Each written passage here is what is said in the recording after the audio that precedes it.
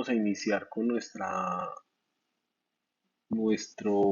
retomando pues la temática. Ya vimos la parte de sistema, la parte normativa, ya hicimos puesto un esbozo de un ejercicio real sobre lo que es un sistema de gestión de calidad, pues más que real, pues es un esbozo genérico de cómo es un sistema de gestión de calidad. En un curso no logramos abarcar todo el tema, pero entonces ya vamos a entrarnos a la parte final, que vamos a mirar un poco la generalidad, la generalidad de las 7 herramientas de la calidad, 7 Hs. Existen diferentes herramientas que ayudan a los procesos de diagnóstico y recolección de datos, válido, pero también tenemos muchas herramientas que han permanecido a lo largo del tiempo y que son muy utilizadas. Nunca pierden vigencia y esas son las que vamos a ver el día de hoy.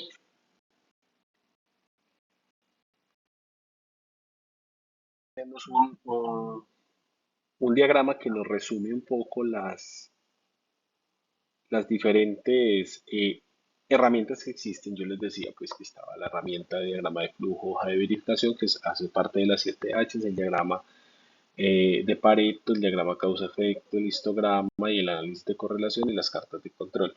Pero les decía que hay otras herramientas que surgieron posterior a ellas. Matriz y Pocky ya la vimos, los diagramas de dispersión que ustedes lo han visto en matemáticas y estadística, y los análisis de capacidad. En las cartas de control pues se desprenden las cartas por variables y atributos y pertenecen a la misma familia de herramientas como tal.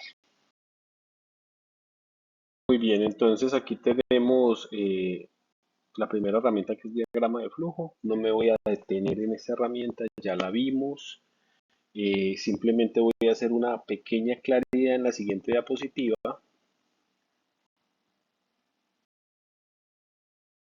Hablar más de lo que ya conocemos, simplemente quiero dejar claro que existen otros tipos de diagramas de flujo que facilitan el ejercicio de graficar un proceso como tal, pero son más específicos en temas de métodos, tiempos y ergonomía. Están los diagramas sinópticos, diagramas de recorrido, diagrama bimanual.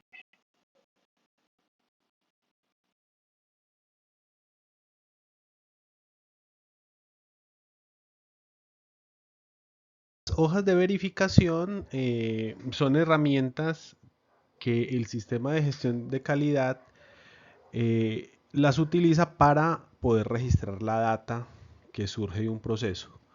Eh, la data puede estar establecida en términos de números cuantitativos o de valoraciones. Ahora bien, esta data, de acuerdo al registro, mejor, de acuerdo al proceso que se esté tomando información, eh, es una data que puede pertenecer a la familia cuantitativa o cualitativa. Cuando yo hablo de cualitativas, es información más gruesa, más descriptiva sobre una situación particular. Puede ser una opción, ¿cierto?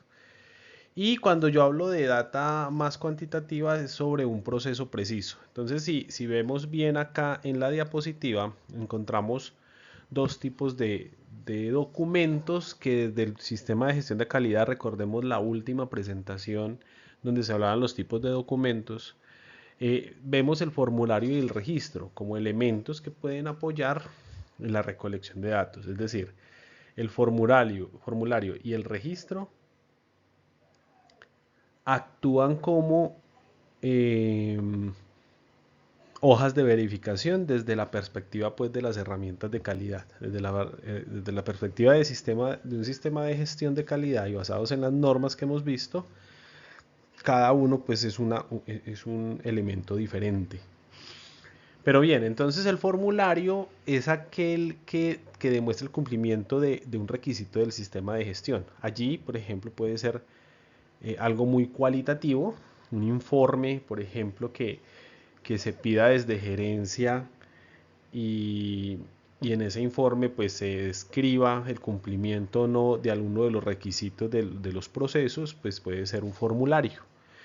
Pero también nosotros creo que estamos muy familiarizados con los formularios que conocemos como checklists, ¿sí? Los checklists, mire que no recopilan información cuantitativa o cualitativa, simplemente proponen un estándar que está establecido o relacionado con un proceso y simplemente es chulear si está cumpliendo o no. Entonces el formulario pues también puede tener esa particularidad. El registro es un elemento diferente, recolecta información, pero finalmente hay que ingresar la información. Y esa información que se recoge allí, perdón, información no, datos. Esos datos que se recolectan allí después tienen que pasar por un tratamiento de análisis para contrastar contra los requisitos del sistema.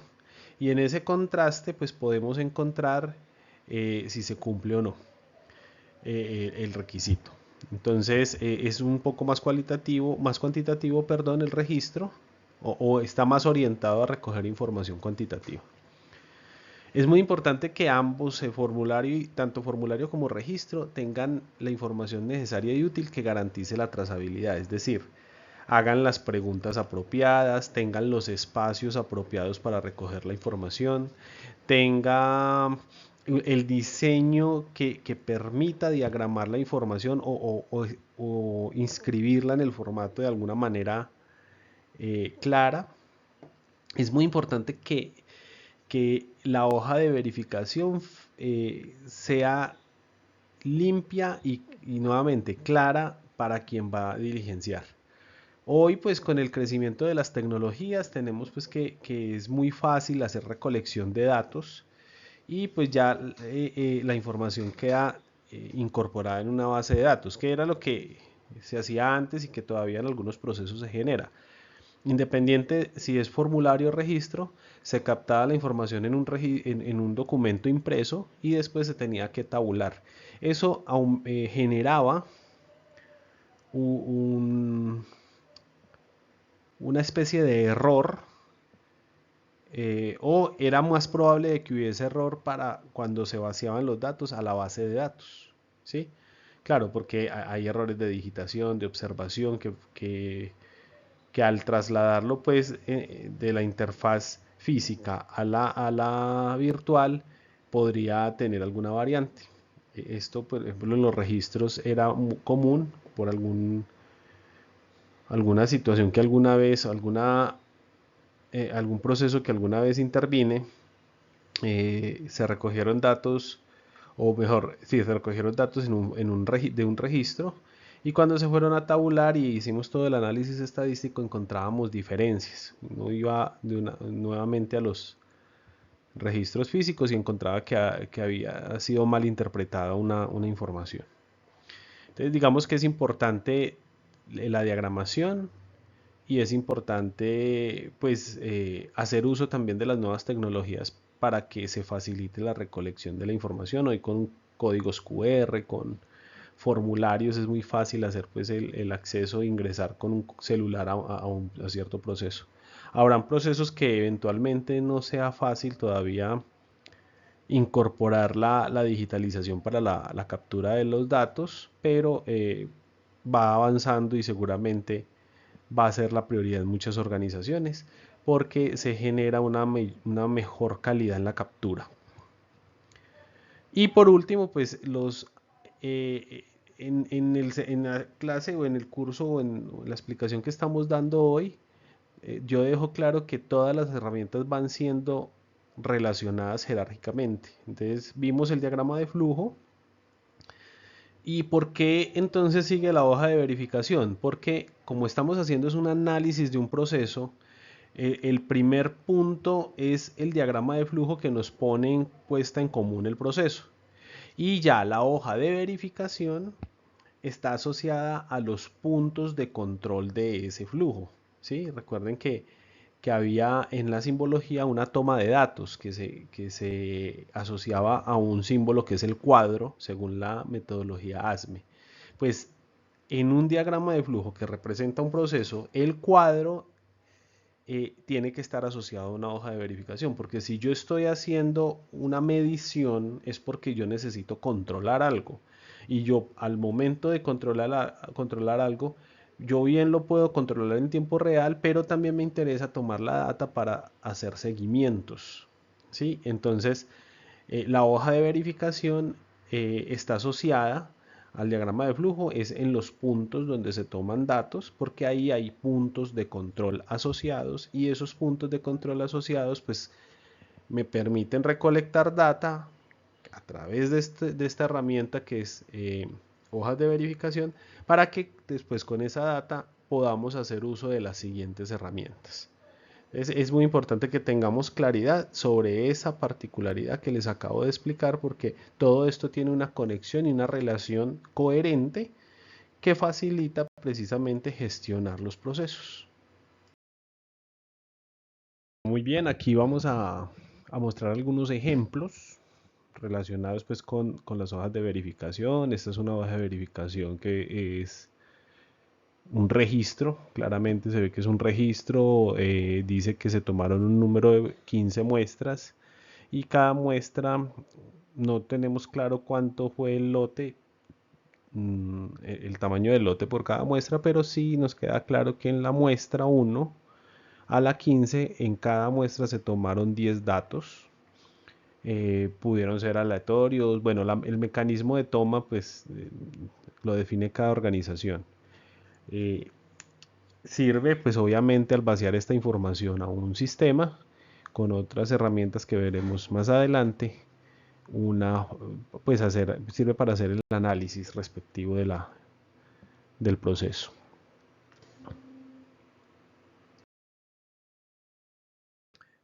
Fíjense que en esta hoja de verificación pues se retoman datos a partir de una convención. Este pues, se puede asociar de acuerdo pues a las inscripciones que aparecen en las convenciones o en la convención como tal. Pareciera que es un call center y se registran los tipos de casos que se están atendiendo. Eh, entonces, por ejemplo, esta tiene una particularidad, es que gráficamente le dejan uno entender dónde pueden estar sucediendo las situaciones especiales en el proceso sin necesidad todavía de vaciar la información. Esto es a lo que me refería hace un rato en el tema de diseñar muy bien la hoja de verificación. Es decir, si ustedes notan aquí, la hoja de verificación me dice la semana, la persona o el operador que hizo la labor, me está diciendo si fue en la mañana o en la tarde, qué día de la semana, me entrega los tipos de situaciones que se presentaron en cada uno de esos turnos. Una vez vaciado esto, yo puedo hacer conteos sobre los tipos de casos que se atendieron o situaciones que se atendieron. Fíjense toda la cantidad de información que yo logro vaciar a partir de una hoja de verificación bien diseñada. Entonces, a eso es que me refiero cada vez que digo de que el diseño tiene que ser tiene que ser un principio en este ejercicio de la recolección de datos. Un poco en línea con lo anterior, fíjense que es muy similar, aquí es asimilable a un tema de la fabricación de camisas. En los 3 turnos se tomaron o se analizaron unas particularidades en las camisas, unas variables que para la empresa son críticas e importantes revisar. Y miren que ahí se puede evidenciar o visualizar que, por ejemplo, el turno 3 tuvo más inconvenientes, ¿cierto? O presentaron más de esas características que están allí. La información ahí no es totalmente clara en términos de qué pasa con eso, ¿cierto? No se sabe si costura, corte, montaje, hilo, tela esté asociado a un defecto, pero fíjense que en los conteos o en el registro, pues uno puede notar que en el turno 3 se hicieron mucho más registros. Ya de acuerdo a la interpretación que haga la organización de cada uno de estos elementos, pues es cuando se define acciones Pero para poder llegar a esas acciones es cuando es inicialmente tomar la información y vaciarla a un sistema para poder hacer el análisis. Aquí otra hoja de verificación un poco más sencilla, muy en línea a la anterior. Esta está más tabulada o más organizada para poder vaciar rápidamente a una hoja de cálculo, a una base de datos. Es una sencilla, aquí pues se utilizó para medir tipos de defectos. Hojas de verificación pues son cotidianas, un proceso específico, se toma información de un escenario en particular y se toman unos datos muy puntuales, cuantitativos, cualitativos. Aquí hay, por ejemplo, una hoja de verificación de distribución de procesos, muy utilizada en precisamente la gestión de procesos para poder diseñar procesos en una planta de producción.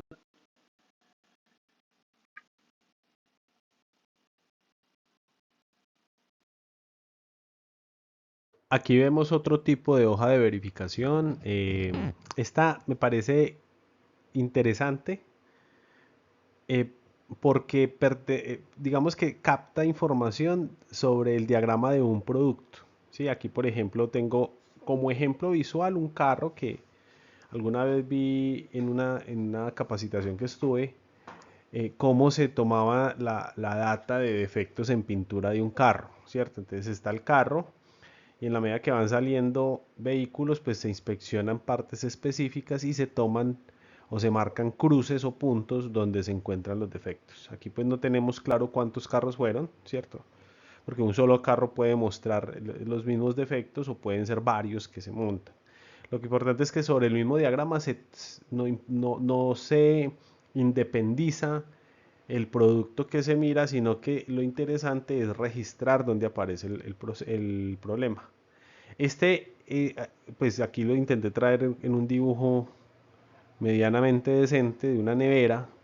Tuve la oportunidad de verlo en una planta de producción de neveras en la ciudad de Manizales. Y entonces toman la nevera y marcan, ya, inspeccionan en su totalidad los productos y se concentran en la pintura también y van marcando X donde aparece algún tipo de defecto. Ahí el operario tiene que ser muy hábil para identificar el tipo de defecto y marcarlo. Y esto finalmente en un turno se basea para hacer análisis donde está ocurriendo la mayor cantidad de defectos para con eso identificar dónde empezar a tomar decisiones que mejoren el proceso.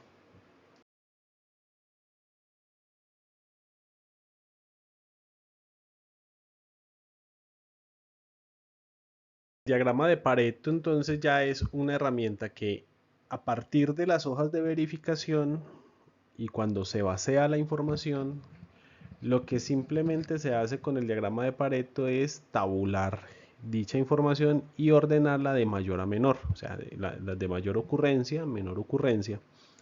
Y allí empiezan a aparecer las causas de las situaciones. Mejor, las causas no, digamos, los problemas que pueden tener. Porque generalmente las hojas de verificación están asociadas a, recuerden, al cumplimiento de requisitos. Entonces, una vez se diligencia la hoja de verificación y se basea en un sistema, una de las primeras cosas que uno tiene oportunidad de realizar es el diagrama de Pareto, que nos visualiza la frecuencia en que está ocurriendo cierta situación. ¿Sí? Eso permite de alguna manera jerarquizar eh, eh, el problema y destinar los recursos necesarios para que se pueda atacar ese problema. ¿A qué me refiero yo con esto? Fíjense que nosotros aquí, el primer problema, si a nosotros nos invitaran a mejorar este proceso, o si me invitaran a mí a mejorar este proceso, y tengo que cuidar los recursos con que lo voy a mejorar, ya sea, llámese dinero, personal, herramientas, equipos que voy a utilizar para poder mejorar el proceso o el mismo tiempo de análisis. Miren, yo me decantaría por el primero, ¿cierto? Porque fíjense que si yo ataco este problema, estoy atacando un porcentaje muy alto del problema, de todos los problemas, estoy atacando el 80% de todos los problemas. Todos los problemas anteriores, todos los problemas anteriores pueden estar significando muy poco en términos de porcentaje en la contribución total de la problemática. El diagrama de Pareto me permite rankearlos y digamos que con eso yo tomo la decisión de atacar el problema que más efecto puede generar, ¿cierto? ¿A qué me refiero yo con esto? La escasez de recursos en las organizaciones es amplia, ¿sí? Entonces, cuando uno encuentra o identifica un problema, pues el tema no está por atacar todo a la vez, sino intente atacar lo que está siendo más frecuente porque usted va a tener una mayor respuesta en el sistema al momento en que ataque ese problema. Una vez ataque ese problema y logre superar esa situación, vendrá otro problema que se jerarquizará como alto y si tengo recursos, pues lo atacaré. Ese es como el principio o la finalidad del diagrama de Pareto en términos del apoyo que nos puede dar para seguir haciendo gestión sobre los procesos.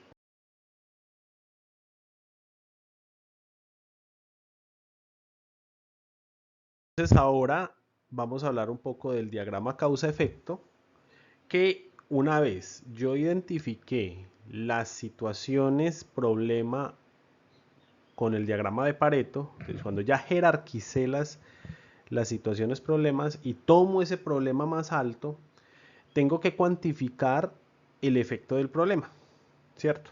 Es decir, eh, si en el caso de las pinturas de la última hoja de verificación que vimos que trataba sobre la pintura de las neveras, yo identifico que, eh, por ejemplo, problemas que puedan existir de las pinturas. Cuando yo pinto con soplete y lo paso pues por un horno, que generalmente ese es el proceso que surge cuando pinto una nevera o pinto un carro, son pinturas horneadas, pueden suceder dos cosas. Hay un granulado, cuando uno toca una superficie y la siente un poquito rugosa, esa superficie está pintada, eso se llama granulado, eso es un efecto pues físico que se genera por la distancia de chorro, del chorro para aplicar la pintura. Existen otros no recuerdo el nombre, pero digamos que es como de separación, es decir, si la distancia es muy lejana del soplete hacia la superficie que estoy pintando, hay una probabilidad alta de que exista un granulado. Si lo pongo muy cerquita, hay una probabilidad alta de que haya una separación, es decir, queda todo como separado, como explotado pues en la superficie, porque está muy cerquita, entonces pues el punto donde yo estoy pintando pues no queda pintado, sino que queda todo pintado alrededor, ¿sí? También pues eso tiene que ver con la materia prima que se está utilizando, los tipos de mezclado, ¿cierto?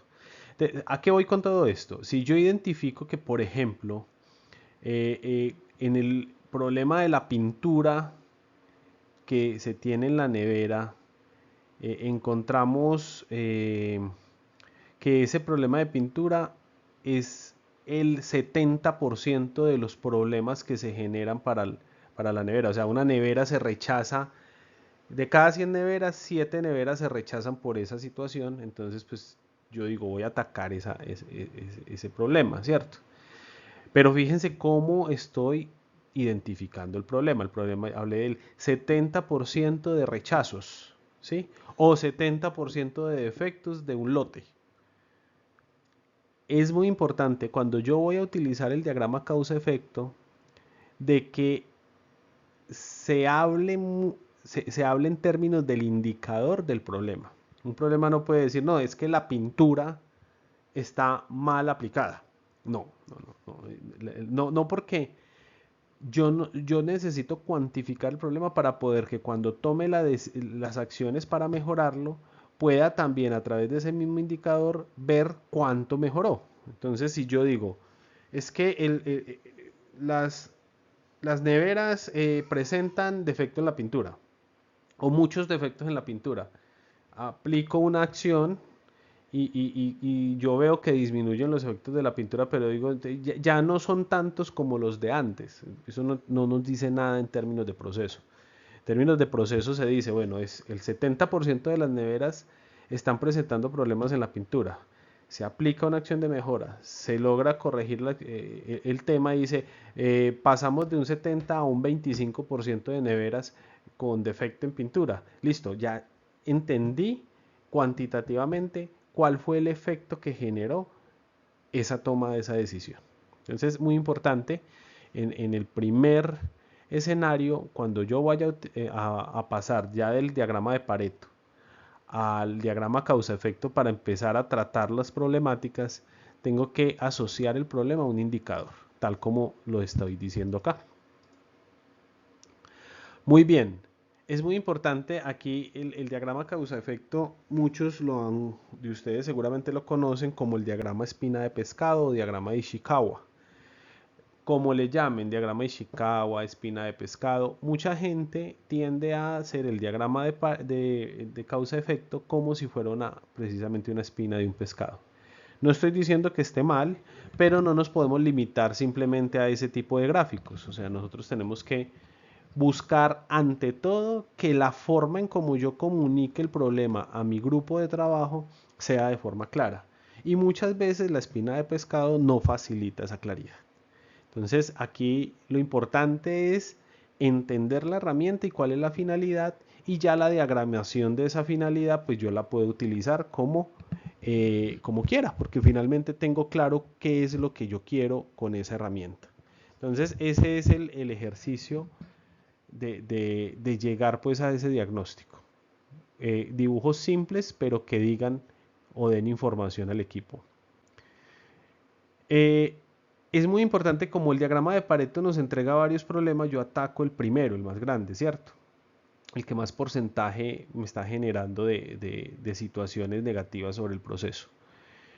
Pero si yo voy a analizar los otros problemas, pues el diagrama causa-efecto que estamos viendo en este momento aplica para cada uno.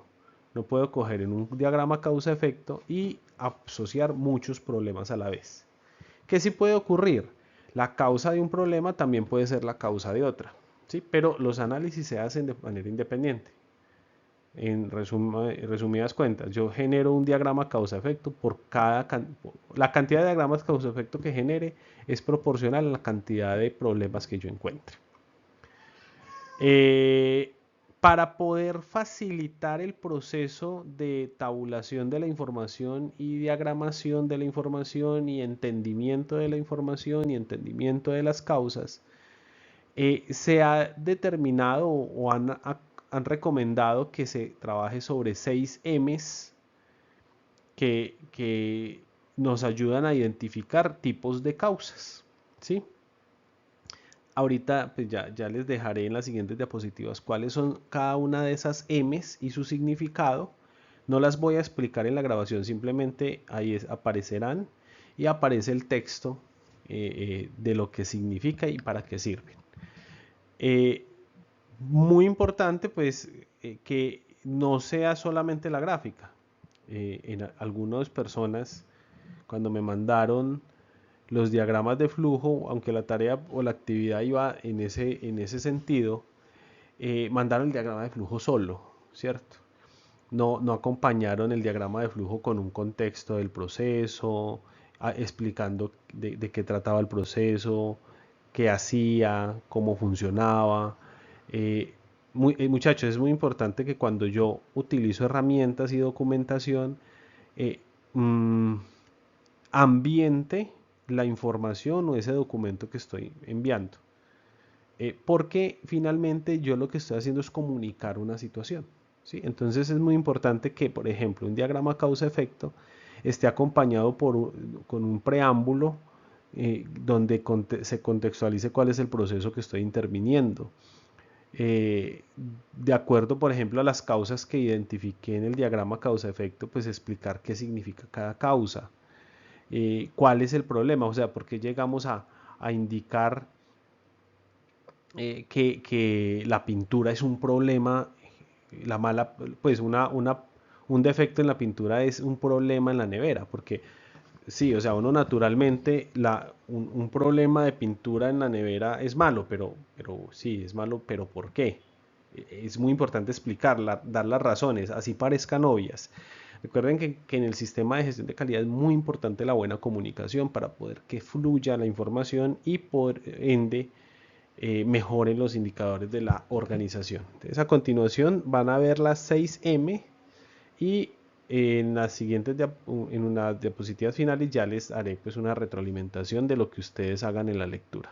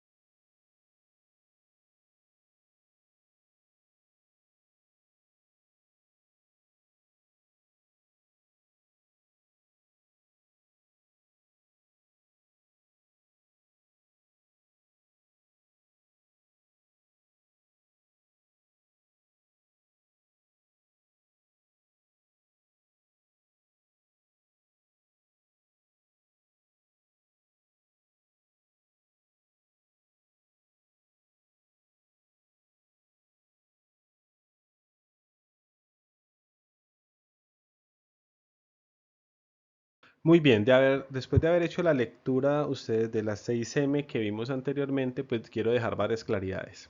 Esas 6M son simplemente elementos orientadores para poder identificar las causas que se pueden asociar a un problema como tal.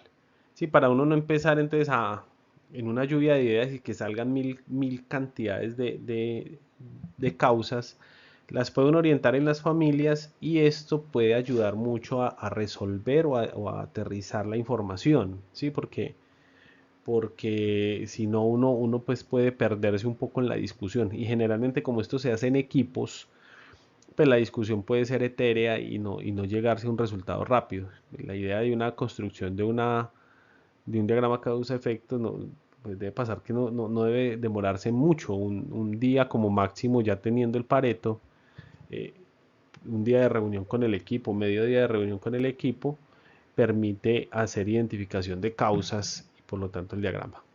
Segundo, pues es importante y repito, no ceñirnos al formato tradicional. Este es un formato tradicional que es válido, nuevamente indico, es válido, puede ser utilizado, pero digamos que aquí lo importante es cómo estoy comunicando independiente de la herramienta que utilice. Y miren que acá estoy haciendo lo mismo, son 6 M's con cada una de sus causas atendiendo un problema. Esto no tiene forma de espina de pescado, pero el objetivo es exactamente el mismo.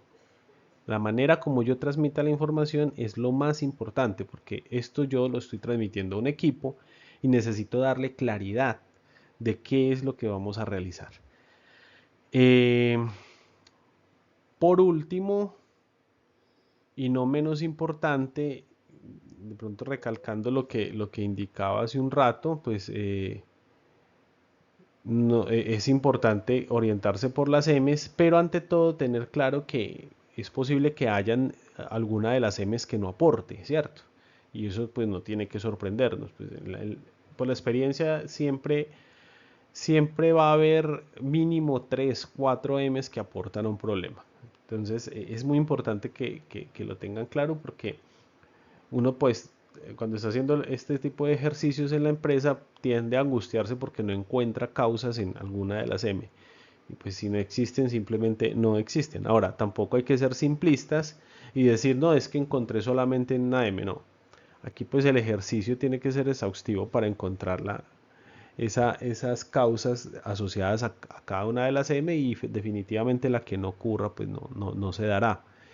Eh, por eso es importante hacerlo en equipos, ¿sí? Porque uno muchas veces uno solo se puede sesgar mucho en la información que pueda entregar y pues finalmente se pierde la esencia del ejercicio.